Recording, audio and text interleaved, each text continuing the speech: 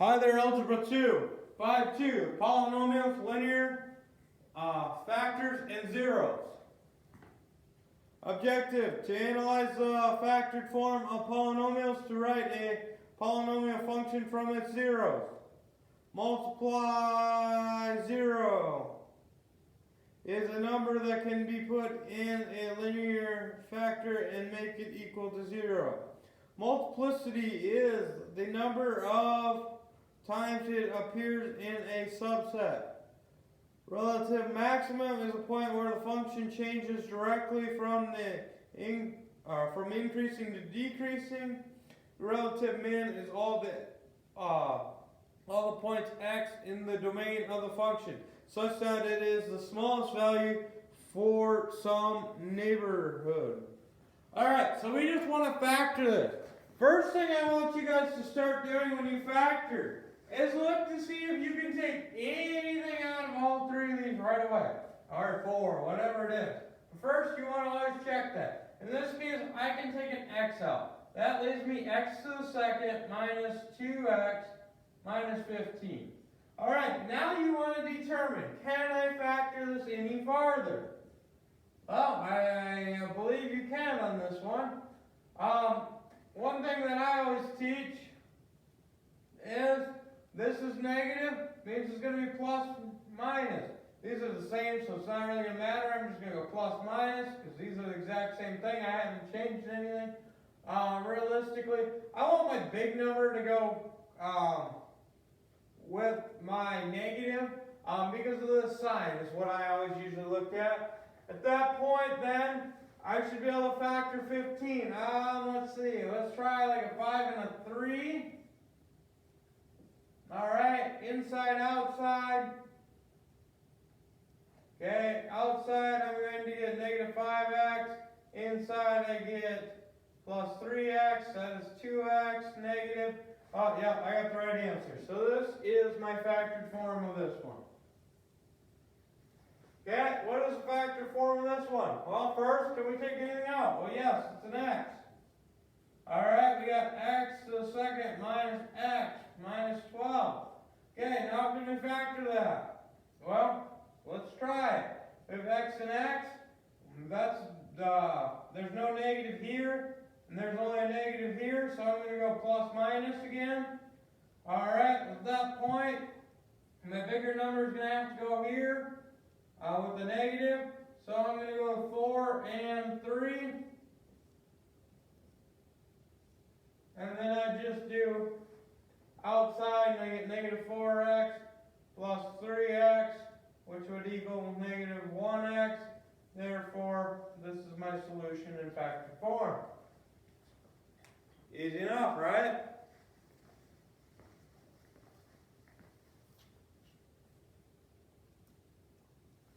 Alright, the root zeros and y-intercepts. Alright, this is one of the properties it kind of shows you, or statement. The following are equivalent statements about real numbers b and a. Polynomial p of x equals a subscript n x to the nth plus a subscript m minus 1 and x. So basically you see here that they're realistically just subtracting 1 from the last one and then adding it on and yada yada. B is a linear factor of the polynomial p of x. B is a root of the polynomial function y equals p of x. B is a root or solution of the polynomial equation px equals 0. B is an x-intercept of the graph of p. There, y equals p of x. Okay, that probably doesn't make a whole lot of sense yet, and I think it'll make more sense just going through it. So, what are the zeros? Well, to get a 0, you just set each one of these equal to 0. So x plus 2 equals 0. X minus 1 equals 0. X minus 3 equals 0. Okay, now I need to get x by itself, so I'm going to subtract 2. X equals negative 2. Over here, I'm going to add 1 to get x by itself. I get x equals 1. Here, I want to add 3. What I do to one side, I must do the other. So I'm going to get x equals 3. Those are my 0 values for this one. Okay? Now, if we were going to graph this, and I'll do it just over here because of the fact that I don't want to go to my board over there and make it hard for you to see and have to switch my iPad around. Alright, so when x is negative 2, we know the y value is 0. Okay? When x equals 1, we know the y value is 0. These are my x-intercepts. Alright, and then when it's 3. Okay? Now, I know where across is there, but I still have to graph something. The values I don't know is when x is negative 1, 0, and 1. These are in between these values, and I don't know what they equal. So I'm going to plug in negative 1 here. So I get negative 1 plus 2, and you get x, which would be negative 1 minus 1. You get negative 1 minus 3. Alright, so I'm going to end up with 1, and this one I'm going to end up with negative 2. This one I'm going to end up with negative 4. Multiply these together, I'm going to end up getting positive 8. So, when x is negative 1, so right here it's up 8. 1, 2, 3, 4, 5, 6, 7, 8. Okay, if it's 0, 0 plus 2, 0 minus 1, and we're going to get 0 minus 3. So we're going to get negative 3, 2, negative 1, multiply them all together. This is going to be 3, that'll give me 6. 1, 2, 3, 4, 5, 6.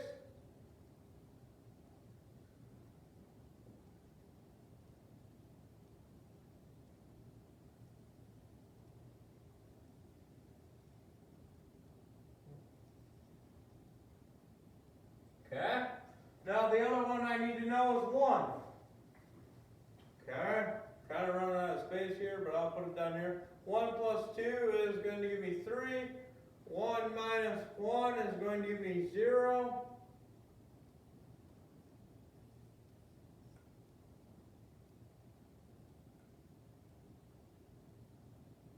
I can't be at 1. I gotta be at 2. That's my other value. So, this would be 2, so this one would be 4. This one would be a positive 1. This one would be a negative 1. So we'd be at negative 4. So this would be 1, 2, 3, 4.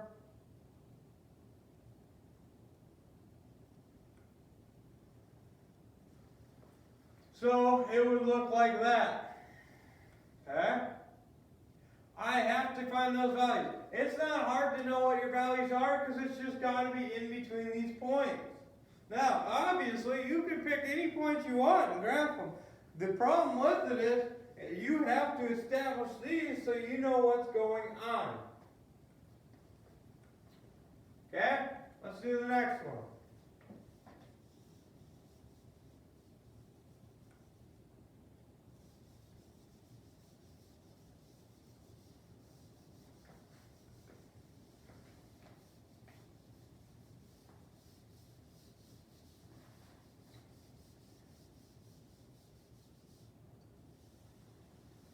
Alright, so x equals 0 then. Alright, that one, x minus 3, we set equal to 0. We have to plus by 3, we get x equals 3.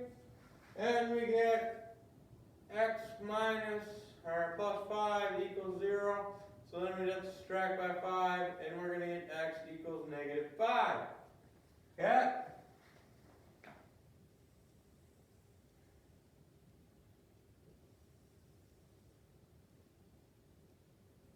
So we're going to have a point right here, we know. We're going to have to go over 1, 2, 3. We're going to have a point here. And we're going to have a point at negative 5. 1, 2, 3, 4, 5. Yeah, so there's my point. Now, you're going to have to pick some values in between these ones. You could do all 6 of them. I personally probably only do like 2 in between each if possible. So I would have, let's say, negative 3, negative 2, 1, and 2. Okay, negative 3 is going to be negative 3 here. Negative 3 here is going to give me negative 6. Negative 3 here is going to give me 2, which should give me about 36. Oh, that one's not going to be easy to graph. 1, 2, 3, 4, 5, 6, 7, 8, 9, 10, 11, 12, 13, 14, 15, 16, 17, 18, 20, 21, 22, 23, 24, 25, 26, 27, 28, 29, 30, 31, 32, 33, 34, 35, and 36. So we occur up here and over about here. Okay?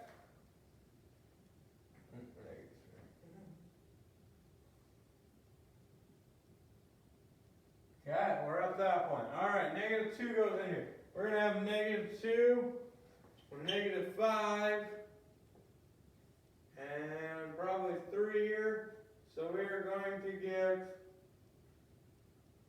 10, 30. 1, 2, 3.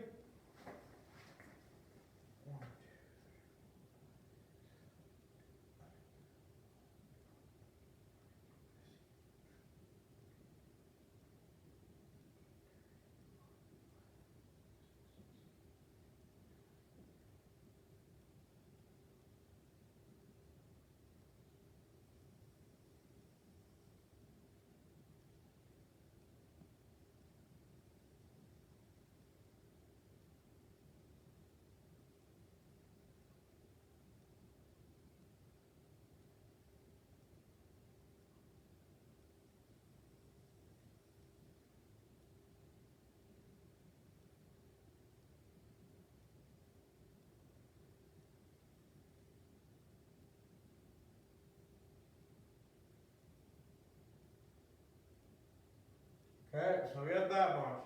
Okay, now we plug in 1. We're going to get 1. 1 minus 3 is going to give me negative 2. 1 is going to give me 6. That's going to give me negative 12.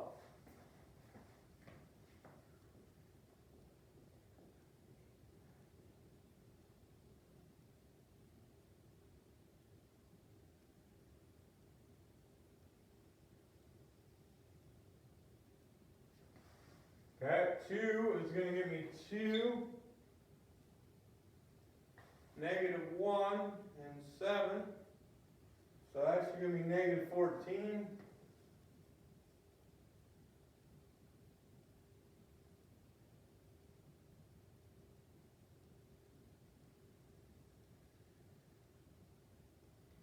So it looks something like that. Obviously, I took the time to just draw it like that. It's not going to be perfect.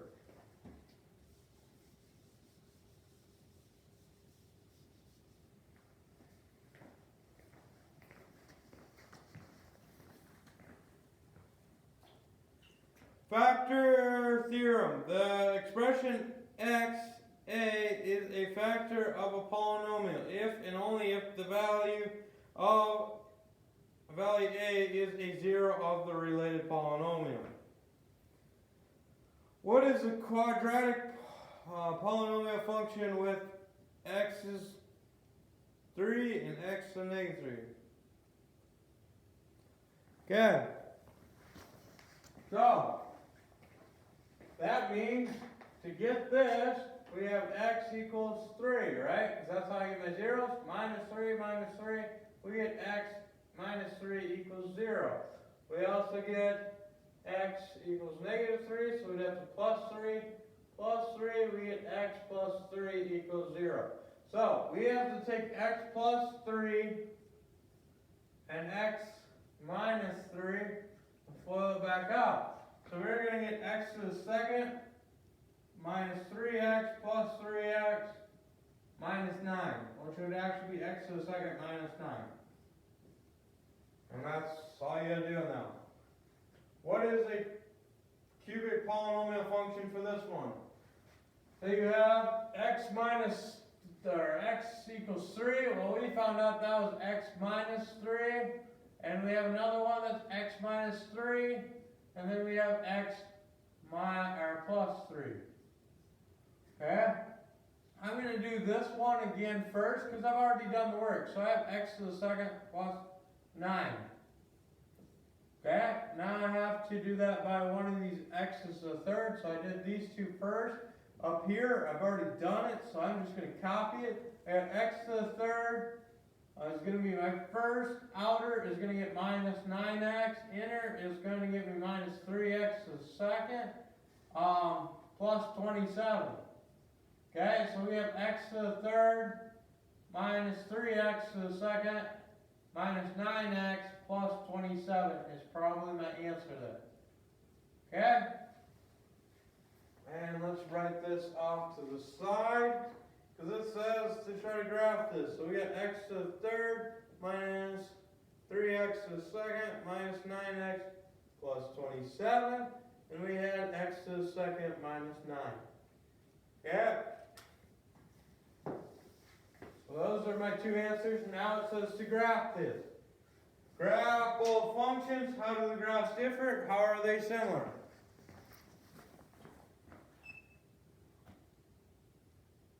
Okay? And they say in the book to use a graphing calculator. So that means you guys can use Desmos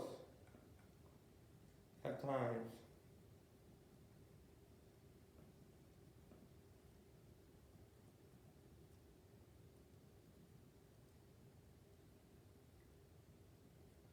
Okay, so we got x to the second minus 9.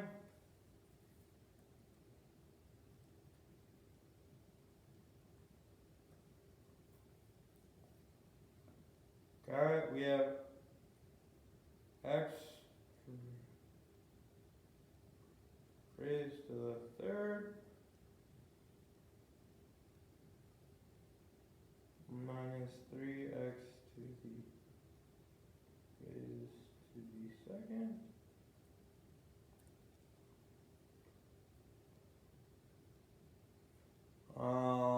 minus 9x plus 27.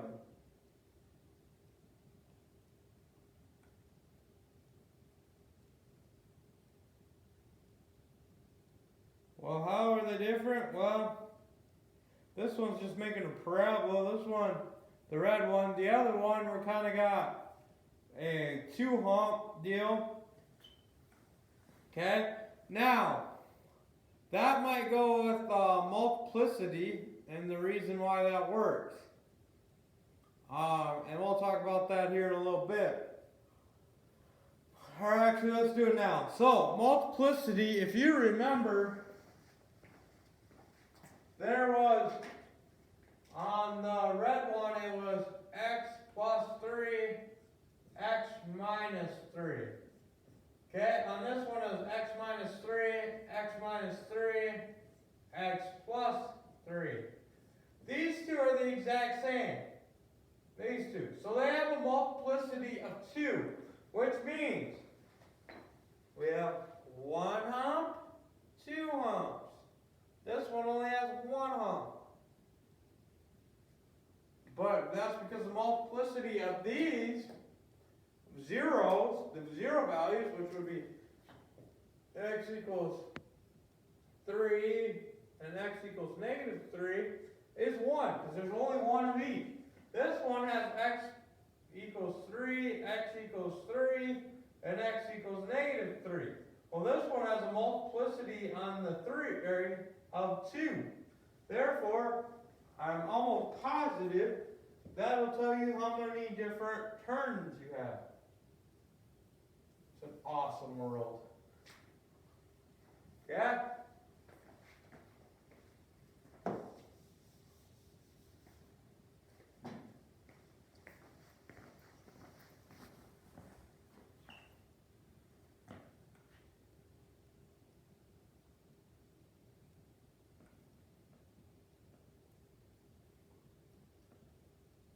Okay, if A is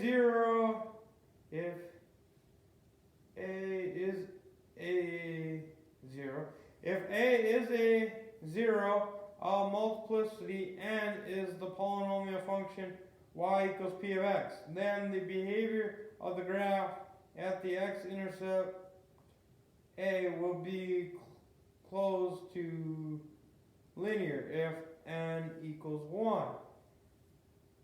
Close to quadratic if n equals 2, and close to cubic if n equals 3.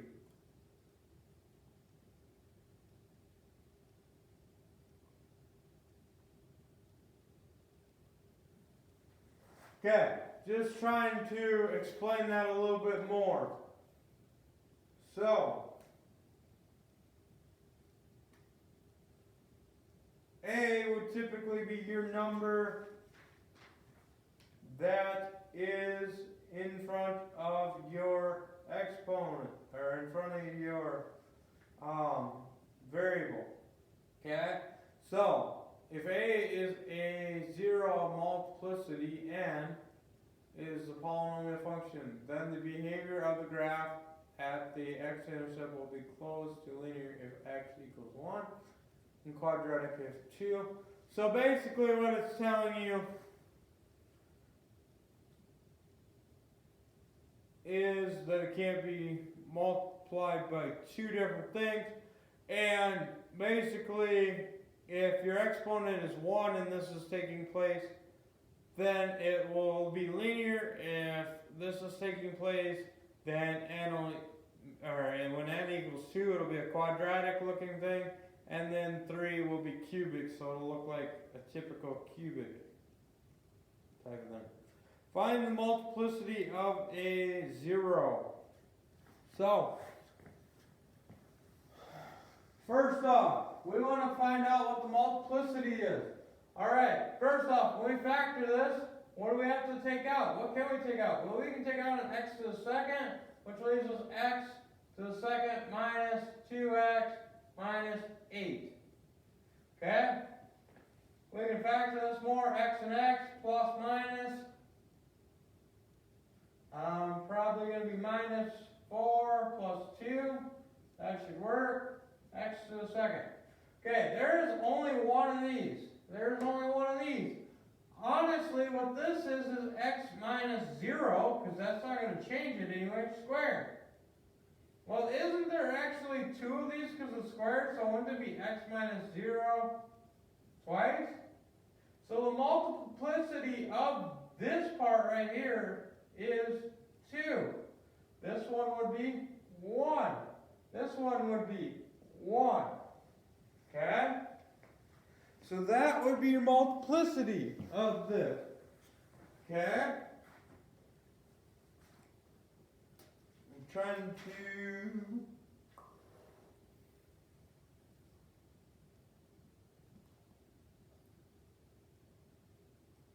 So yes, you would state that.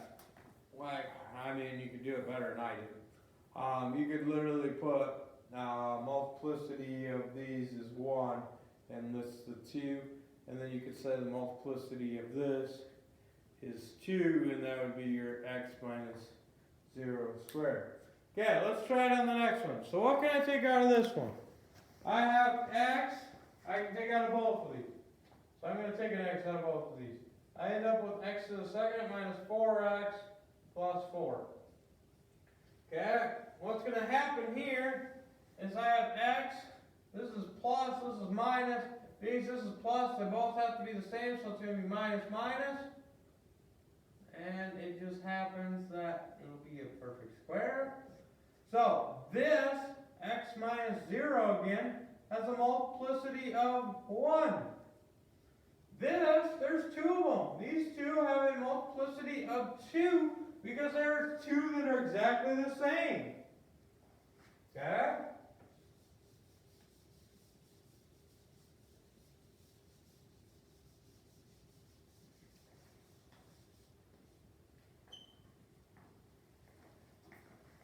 All right.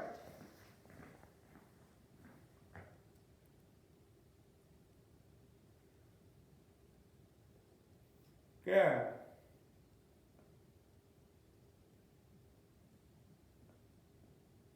Now, these are minimum maximums. Now, I can make you guys graph every single one of these like we were before. Or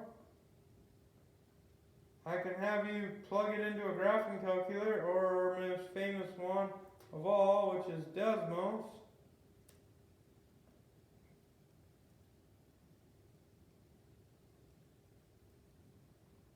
Let me copy and paste, alright. Alright, so I need to write these down. X to the third plus 3x to the second minus 24x. Alright, that's going to be one of them. And 3x to the third plus x to the second minus 5x. And we want to know what the relative min and maximum are. Well, what do we think a minimum is? Minimum is probably your lowest value, I'm assuming you're thinking. At least I hope.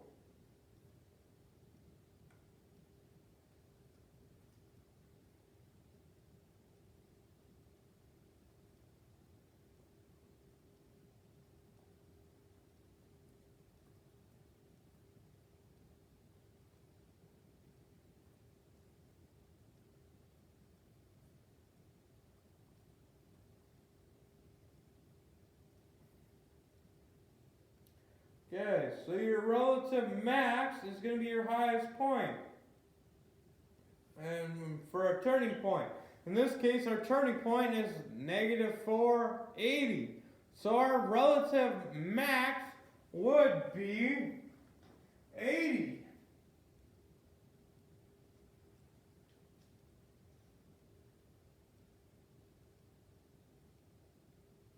Okay? And x equals negative 4 at that point. So it would be your maximum at 80 at the point, or when x equals negative 4, and your minimum is going to be your lowest turning point, which is 2, negative 28. So your minimum is 28 when x equals 2. Okay. So that takes care of that one. Now the other one, 3x raised to the third plus x raised to the second minus 5x. Okay, so this one wouldn't have been so bad to, it would have been bad to go. So your relative min, that's going to be down here. So let's get rid of this. So your relative min is going to be negative 2.004 when x equals 0.642. Your maximum, which is going to be the point up here, is going to be 3.12 or 3.132, and it's going to be when x equals negative 0.865. So, hopefully you're understanding where we're getting that. Maximum, highest turning point, minimum, lowest turning point. Okay? Believe we have one more slide.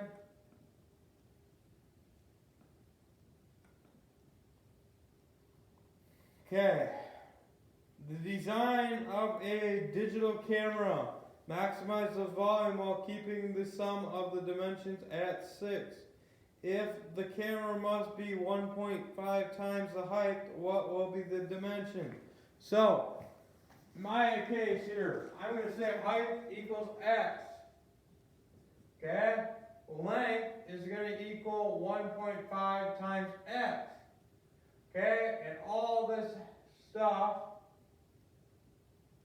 So I got my height, length, I don't have my width. So, this all has to equal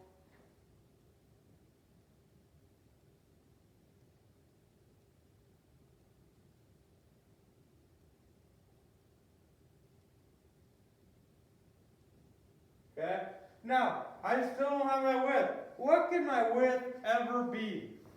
And you honestly have probably seen this at some point in time in your life. I almost guarantee it.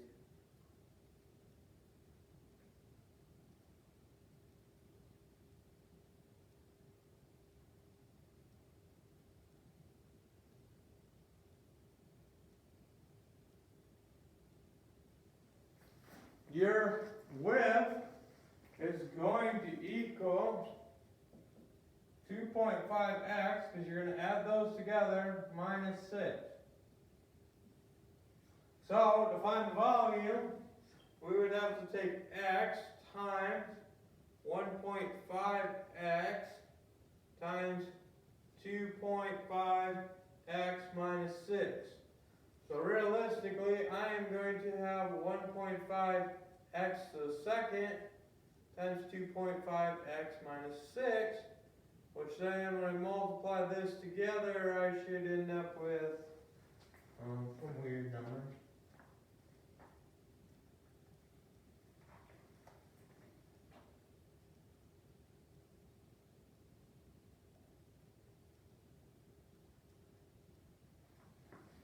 (3.75) x to the third minus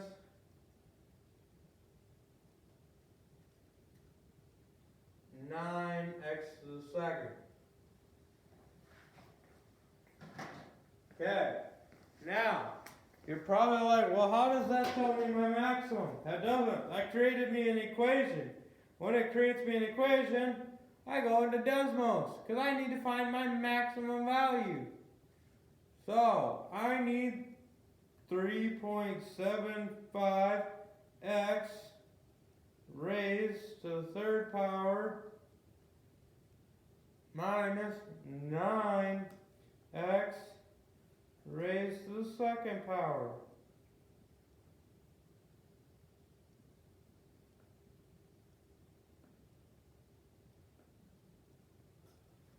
For some reason, I don't think that looks right.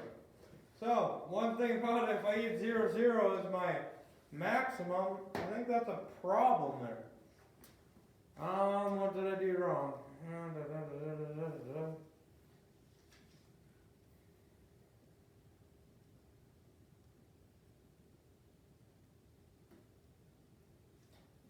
And that's what it is. I should have been plus.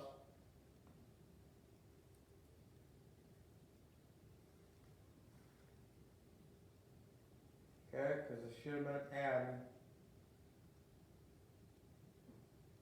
So I should have subtracted it from that since I moved it to the other side. Okay? Either way.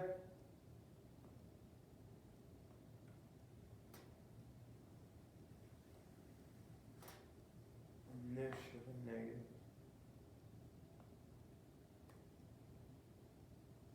So, right there is my maximum. So that means that that your height would be 1.6, then you'd have to plug it back into your other numbers to find your width and everything else.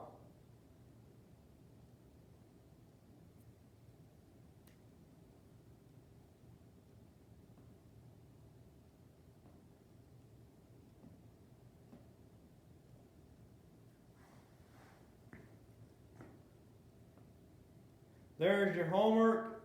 Might be changed depending on how everything goes.